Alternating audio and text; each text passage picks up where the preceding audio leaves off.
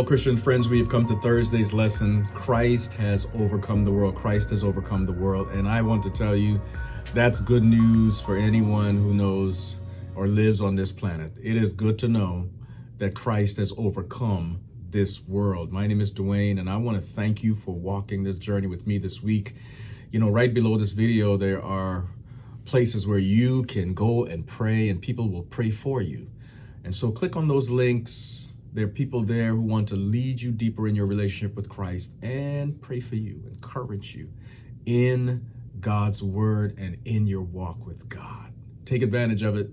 This is your opportunity. Well, let's get to today's lesson. Christ has overcome the world. Jesus, as he spoke to his disciples, as he prepared to leave earth and, his Passion Week and all of that, Jesus was very clear with them.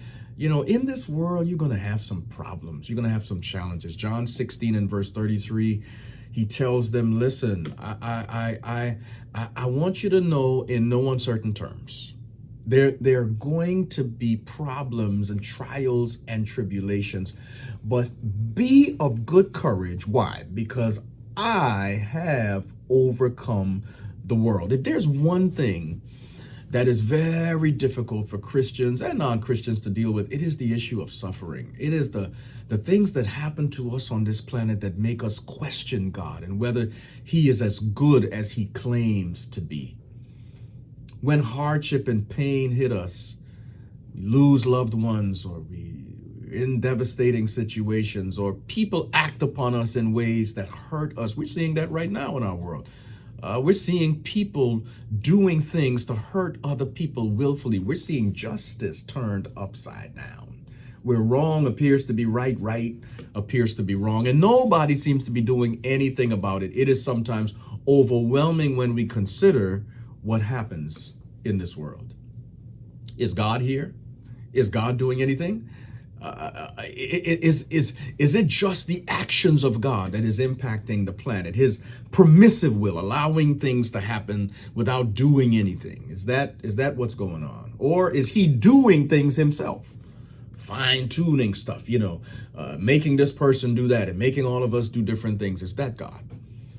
The author of our lesson gives a very wonderful way of looking at it. Imagine being in a baking competition. You're going to bake some bread or bake some cakes, and the person in charge of the competition says to all the bakers, you have a certain amount of ingredients to use, but you may use other ingredients if you choose. So they use the ingredients that they have to use, but then others, pick out other ingredients that will make their cake, their cake exactly what they want it to be. When the cake is finished, is it just the product of the ingredients that the originator gave, that the person in charge of the competition gave? No, it is the result of those ingredients and the ones chosen by those who are in the competition. Same is true of us.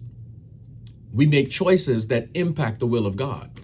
God gives us free will. He gives us the things that we should do, but we add things in and the cake turns out a certain way. But this is the wonderful thing about God. God is patient. God is long-suffering. God is willing to help us to be what he wants us to be. And he even uses our mistakes in order to work his glory and his will. May God bless us as we study today that Christ has overcome the